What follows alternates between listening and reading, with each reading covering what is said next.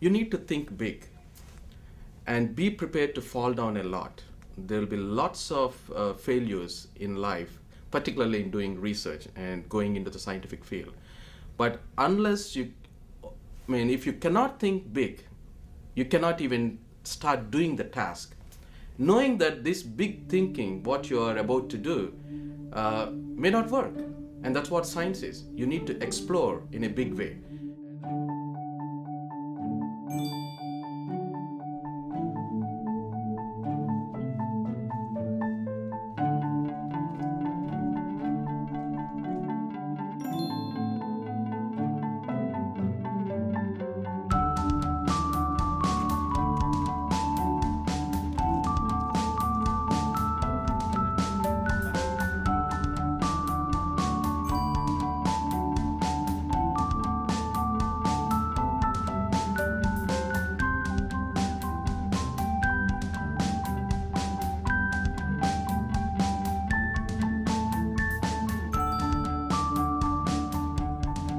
Do you know what proteins are?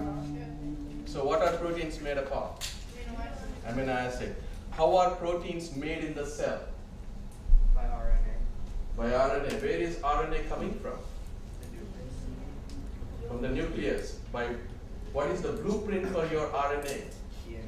You are experts. So now let's see whether we can take these proteins out of your cell and make it outside in a lab. Basically, there's an underlying mechanism of teaching while doing research. And while doing that for the past 7-8 years, students come to me when they're about to leave school, and then they used to say, I just finished my undergrad and I don't know what to do. And this got me thinking, and I thought these kids should be exposed to what are the things that are out there, because they don't have a concept or clue of what are the fields that they can choose and select.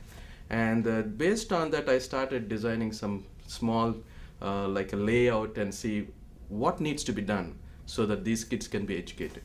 And that's how this program got started. Information is knowledge. Information is the key, and information is power. If you don't have this information, you cannot do anything else. And that's why you come here and think that, oh, why am I doing this? Why am I sitting here?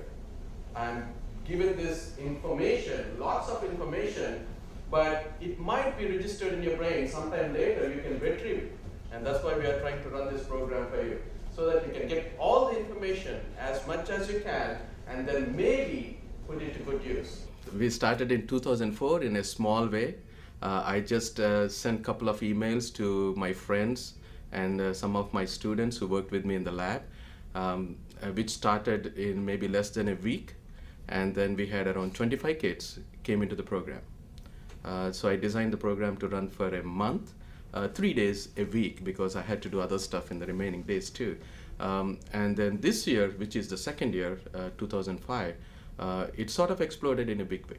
This area has a very strong history of doing very well in the Intel program, and we have several high school students who work in our lab who have done well in the Intel program.